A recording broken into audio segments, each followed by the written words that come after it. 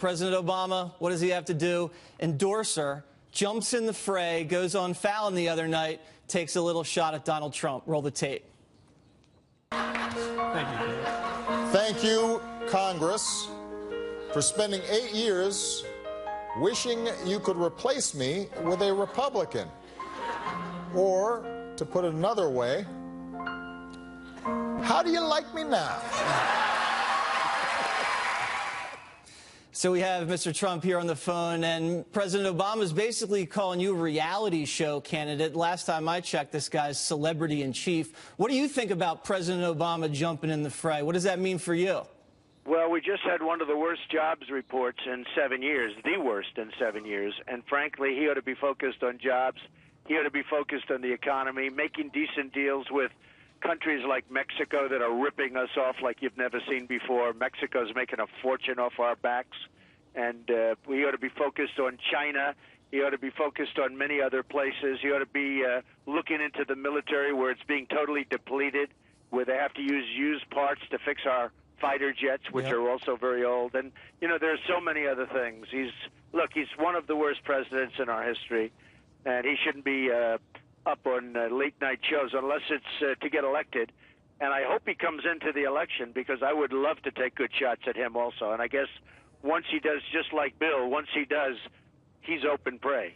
Right, because it's not just President Obama. You're going to have Bill Clinton, Elizabeth Warren, Joe Biden, Hillary Clinton, everybody coming at you, a lot of incoming. How are you going to deal with all that incoming fire where even some of your Republican so-called friends don't know how to even circle the wagons?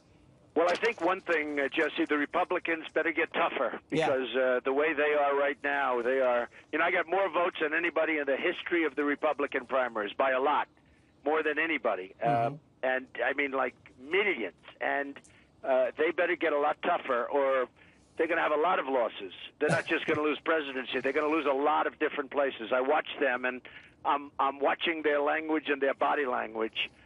And these are people that they better get tough, Jesse, or it's going to be not a good picture. Yeah, and you're going to get tough on Monday. You're going to tee off on the Hillary Clinton scandals. I think that's going to get a lot of traction because the press loves that. People need to be reminded of a lot of that deceit and corruption. But are you worried that if you go hard after the scandals, you're not hammering your themes like the border, like safety, and like the economy? You're going to be able to do both. Well, I am. I mean, every time we get off subject, look, I couldn't even talk about the jobs report because of all the different things that are thrown at you. And, you know, the press is very, very, very biased. I've never seen anything like it, actually. I mean, it's a one-way story from virtually everybody, other than you, Jesse. Of course. Than you. That's right. Fair and balanced over here in Waters World. Fair and balanced. But, you know, it's really a biased press. And I've heard about it. I've read about it all my life. You know, I've only been doing this for 12 months now, right? Yeah. But I've heard about this all of my life. And I've been on the other side of things, so you don't look. You know, I've always been a contributor, and I've been a big contributor, but I've always been on the other side. So I never really focused on the press. It didn't matter that much. But I will tell you, if you're a Republican conservative, you've got yourself one big disadvantage because the press is really dishonest. They are, and it's amazing Republicans even get elected in this country because they're taking on not only their Democratic opponents, but the press, too. Now, you're going to have Hillary in the debates face to face, and she is getting crushed by you among men. I mean, massive, massive disadvantage on her part there. How do you look at her, down on her, you're going to be towering over her, and exploit that weakness without making her look like a victim, because she plays that victim card very well? Well, she plays the victim card and she plays the woman card. I watched the other night where, you know, the whole thing was about the woman card. And I think women are sick and tired of her, frankly, and I don't think she's going to do well with women. Women don't like her. She turns out, you know, I use the word corrupt Hillary, and she's corrupt, and she's been corrupt for a long, long time. You look at some of the deals that are going on in that foundation. You look at the book that was written, and it's incredible. I mean, if that were written about a Republican, it would have been front-page news all over the world, and he would have been out in about 2 weeks. Yeah, the book, how she's been mistreating her Secret Service, basically treating them as bag handlers and, you know, cursing them out and things like that. Is that kind of a preview how you're going to go after her on Monday with some of the scandals?